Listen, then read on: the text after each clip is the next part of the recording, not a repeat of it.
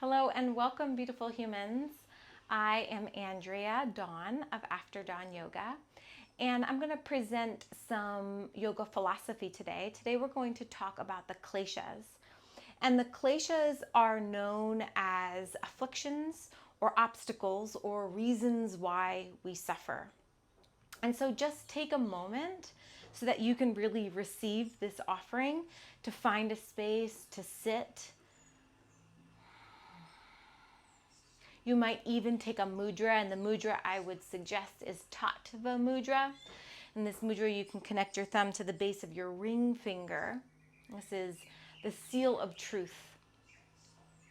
And so as we listen to podcasts and all kinds of different information that's available to us, it might be helpful to not be in the vein of accepting or rejecting it, but really learning how to listen to it. And so just knowing that this is not a telling, it's an offering. And we will open up our hearts and our minds to receive.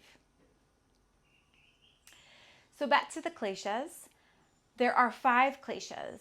And the first is the field of which all other kleshas arise. So the first klesha is called avidya, and avidya is the spiritual veil. So I think of it like when we see a completely cloudy sky, we don't know that there's blue sky behind it. We believe that the clouds are the sky because it's really what it looks like. And that is the same as having this spiritual ignorance, of which is believing that we are not permanent, or that we are changing, or believing the impure to be pure, or believing that dissatisfaction is satisfaction, or believing the not self to be the self, right? So it's this not knowing that you are spirit incarnated into form, or not believing it. And this causes our suffering because we're always identifying with change. We're identifying with what other people tell us is important. We're identifying with all of the hierarchy that has been set by somebody else. And oftentimes social media adds to this, right? Because we look at other people's things and think like, I'm not that, I'm not doing that. And that we ride this roller coaster of good enough, not good enough. This is what makes me valuable. This is what makes me not valuable. And when we can tap and tune into this place within us that is unchanging, that is Purusha, that is the spirit that I am, that you are, that we are, this place we get to experience the joy and the peace and the ease of being who it is that we really are. So that is avidya. And so that A is the not, right? So vidya is seeing clearly. Avidya is not seeing clearly.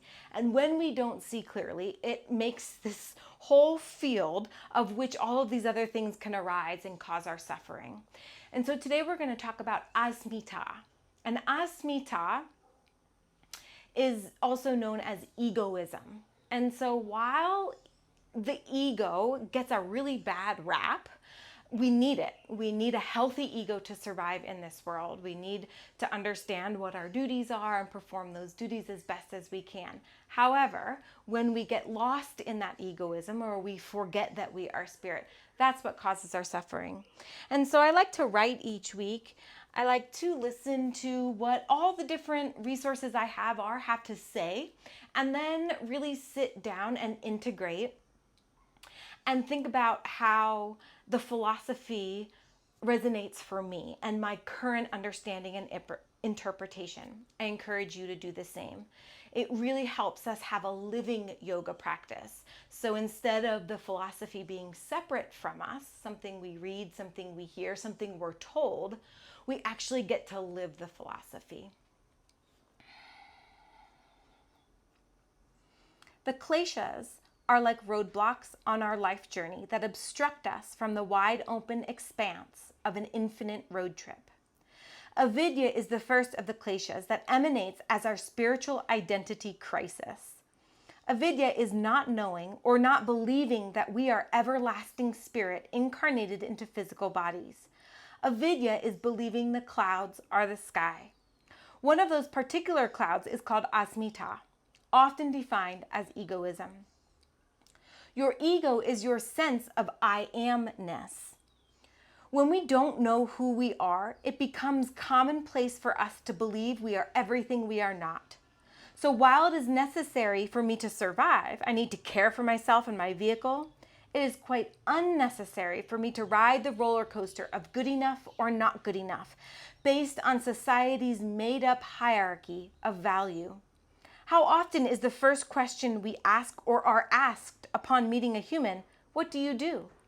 Then we either value or devalue ourselves or another, depending upon that answer. Asmita is believing that I am more valuable because I'm designing houses and less valuable because I clean houses. Or I'm more valuable because I'm a mother and less valuable because I am an aunt. Or more valuable because I'm driving a Mercedes and less valuable because I'm driving a secondhand bicycle. The roles we play do matter. The positions we take make a difference. The possessions we acquire add comfort and fun. And yet they do not account for who I am. For I am. Period.